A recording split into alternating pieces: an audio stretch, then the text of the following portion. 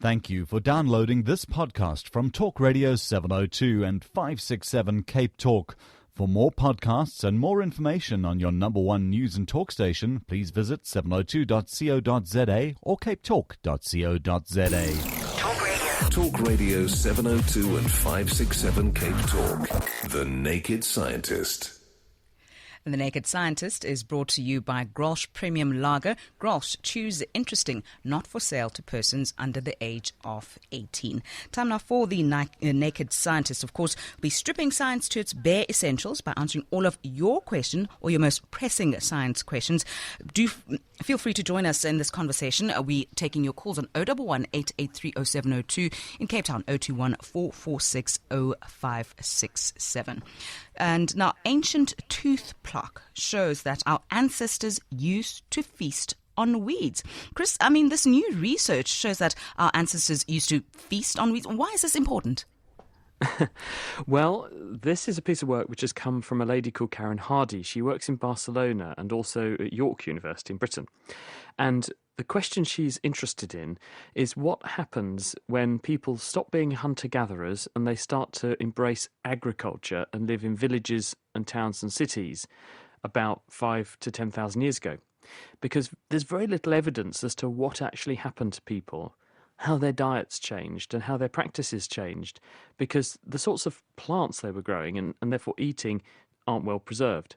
But she's been in the Sudan working with a team there at a burial site called Al-Qidai, and this spans a period of some 9,000 years or so between the oldest remains and some of the youngest. And so some of the remains there are very, very old and predate agriculture, and some are after agriculture got invented, if you like.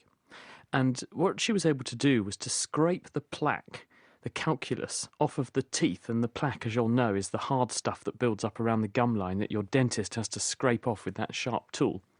And plaque is made by bacteria that live in your mouth. But it's also porous. There are lots of little gaps and holes.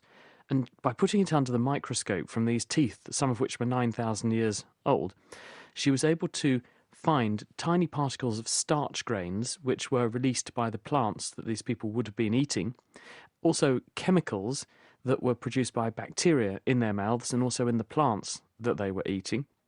And in this way she was able to piece back together what happened to people's diets.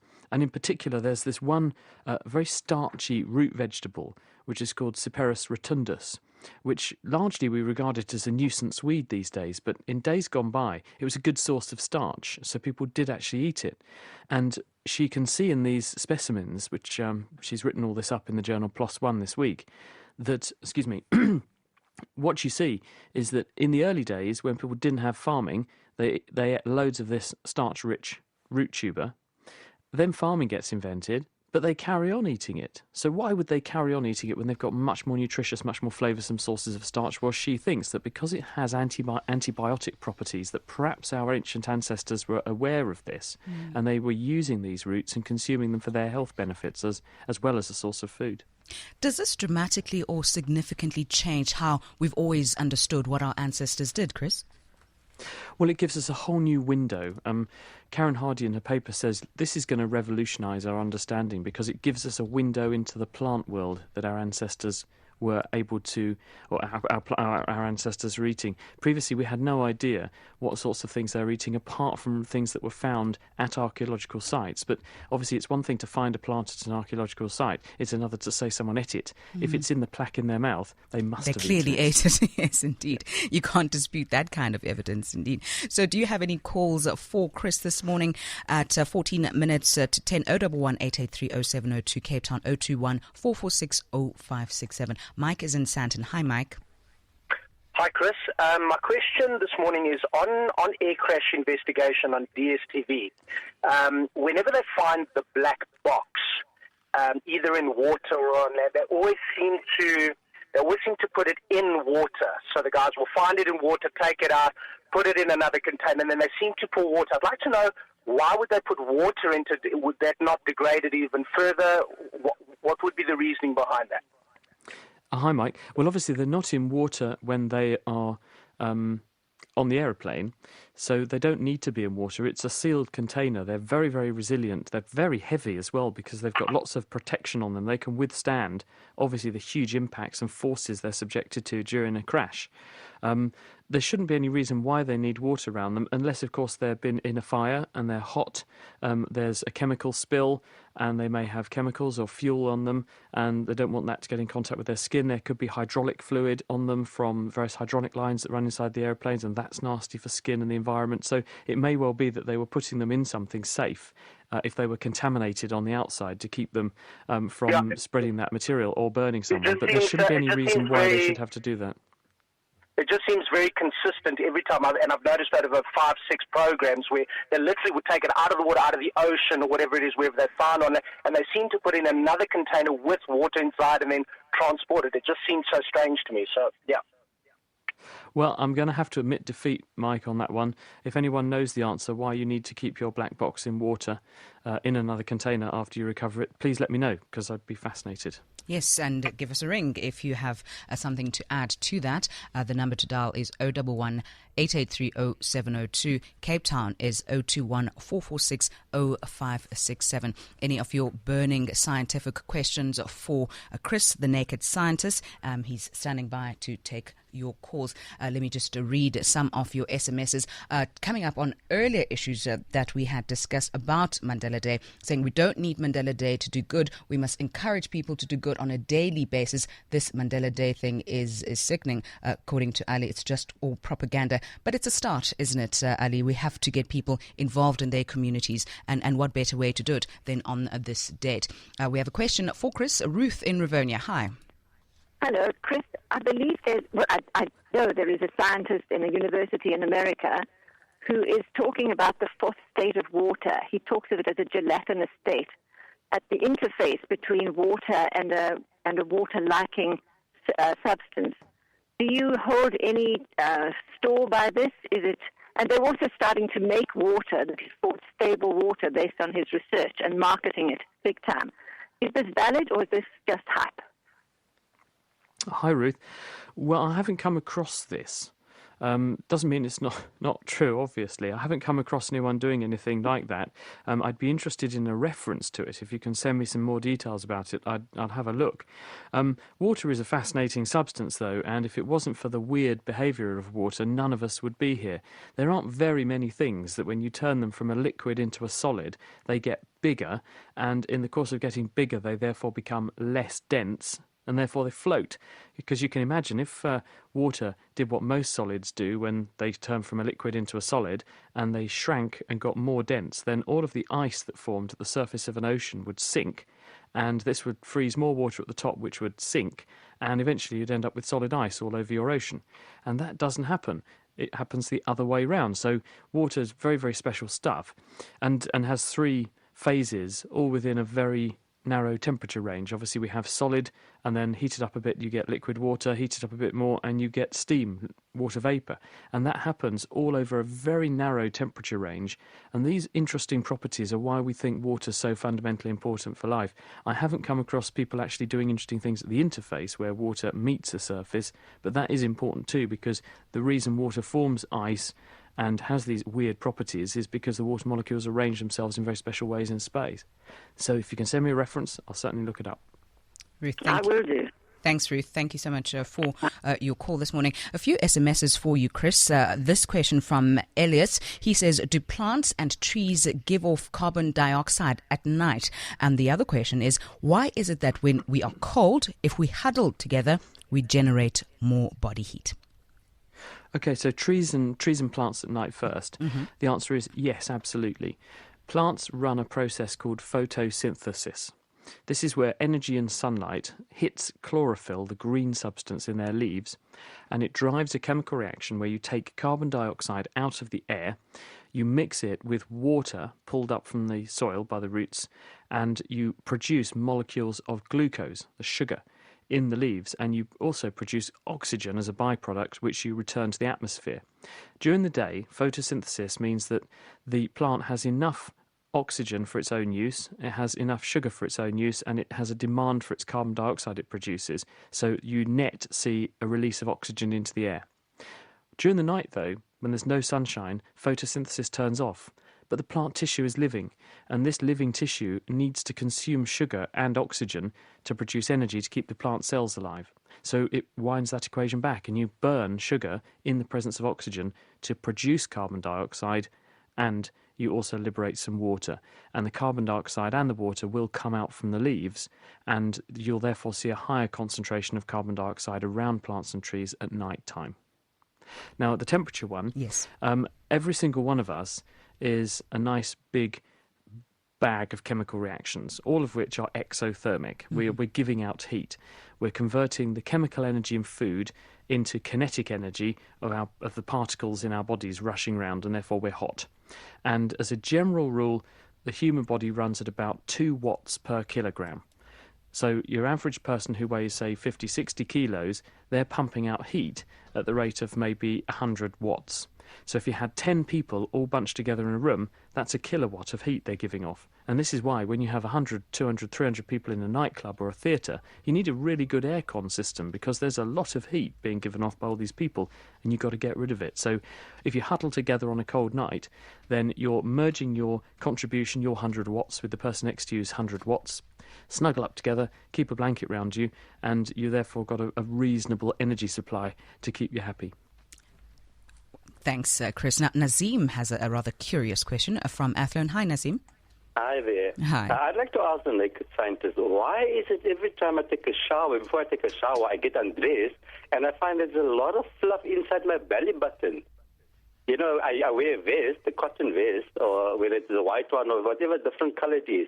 Whatever I have on before I take a shower, obviously you get undressed. And then I have fluff inside my belly button. And your question is what? Why or what causes it, or how does it get there? Because it's not like I wear a new vest every time. It's something that is washed, so there's no loose fluff on it, as per se. You know, but after in the evening, you know, when I get undressed, and then because I have a little bit of fat on my belly, you know, so I'm able to put my finger inside my belly button, and then I take out fluff from there. All right. Well, what happens is that when you wear clothes, the clothes are made of cotton and other fabrics. Every time you move, you're stretching and bending the fabric, and this is pulling the individual fibres of the fabric against each other. And so they're rubbing backwards and forwards against each other, a bit like sandpaper rubbing backwards and forwards against a piece of wood. And as you know, if you sand down a piece of wood, you get sawdust. Yeah. Well, when the fibres of the material of your clothes rub against each other, they produce the material equivalent of sawdust, and that's little particles of fluff. Now, they're going to smear all over your tummy, and the effect of gravity and the fact that there is a space there means that that's the logical place for them to collect, because otherwise they're going to be pushed out the bottom. So those that travel downwards are going to fall into your belly button, and then they're going to loiter in there because they're all going to jam together. And that's why you tend to find belly button fluff in some people. And in fact, there's a guy called Karl Kruszelnicki, who's a science communicator in Australia, and he got an Ig Nobel Prize, which is a sort of joke Nobel, about 10 years ago, because he did a survey around Australia and asked people to send in samples of their belly button fluff, because he wanted to find out why it always appears to be blue. Is yours blue? No, mine is rather white or grey. Okay, well, you buck Carl's trend. Yeah, that's why. And the blue colour was probably because a lot of blue clothing is worn by people. And if you've got white clothing and then you mix a bit of blue to white, you still get blue, don't you? So that's probably why you get these darker colours on the whole. Because we have some energy, and then somehow, energy, our sources, create this some line of pulling whatever it is, All right, Nazim, thank you so much for your call. We just have to get through a few others. James in Gordons Bay. Hi, James. Hi there. Quite randomly, why when if I'm 85 kilograms and I eat some food, my weight doesn't change after I've eaten? Why? Well, it does a little bit. But you have to remember, how much does the food weigh relative to how much do you weigh? So if you eat a big bowl of food, it's probably a couple of 100 grams, 200 or 300, 400 grams, relative to a body of 60, 70 kilos. So you need pretty accurate weighing scales in order to pick up the food contribution. Also, some people, they make space for the food, let's say, by visiting the lavatory before they eat. They also may go and void what's in their bladder, and this also loses a couple of 100 grams. So once you actually add it all up together, then it's all pretty much in balance, and that's why you don't see a weight change. Okay, James, thank you so much.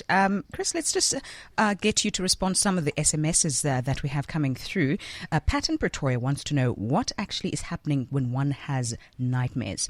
And Olga has this question. We're told that the Earth's magnetic field is changing. How does this happen, and how does it affect us and animals? Well, nightmares are dreams. We don't know why some dreams are pleasant and others are unpleasant, but you do tend to get unpleasant dreams when you're worried about something, when something has influenced your psyche and well-being during the day or during the week leading up to the time you have the nightmare, or when you have had a very unpleasant life experience at some point in the past. And your brain in some way ends up entrenched in this process of replaying that memory, sometimes in graphic detail. It's like post-traumatic stress disorder when you go to sleep. And it can be very troubling for some people, but nightmares are effectively just unpleasant dreams. The other question, ask me the second one again. Let me go through that. It says, if I can find it, where is it? Magnetic fields. Ooh. Magnetic fields, Yes, right. So why yes. does the Earth have a magnetic field? Well, the answer is we don't really know. It probably depends on the fact that the Earth has a molten interior. There's so much heat and pressure in there that the rock is made liquid. And the rock is very iron-rich, so we think there's an iron core or an outer core in the Earth's centre. And because this is liquid and it's also moving because the Earth is moving, you have this big body of molten iron moving, and this contributes what we call a geodynamo to the Earth. And in some way, via a process that geologists are still trying to fathom out, it produces a magnetic field. Mm-hmm. That behaves as though there is a giant bar magnet inside the Earth pointing with its south pole where we call the North Pole and its north pole where we call the South Pole. And this produces magnetic field lines around the Earth's surface.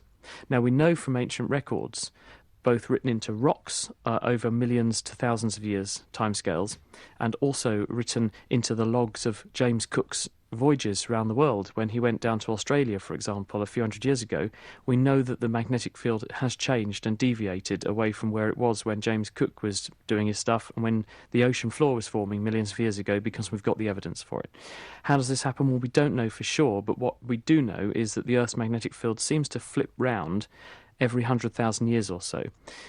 Unusually, for the last 800,000 years, it hasn't changed, or not changed very much. It's just wandered a little bit.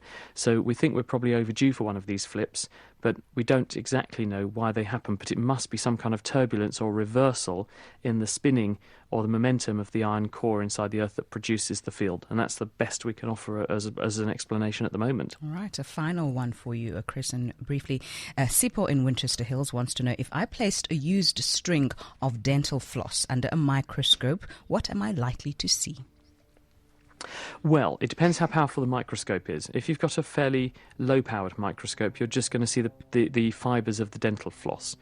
If you've got a much more powerful microscope, which will magnify, say, 800 times or so, you will see microorganisms. And in fact, if you were to stain the dental floss with what we call gram stain, this is a material, a chemical that gets into the wall of microorganisms, you would see little purple and pink blobs. Your mouth is full of what we call viridans streptococci, and streptococci are gram-positive bugs. They form little strings or chains of organisms. They look like beads on a string down a microscope, so they're going to have a nice purpley colour down the microscope. These little beads on a string, each of them about 1,000th of a millimetre across. And in fact, that's a practical that people do when they go to university.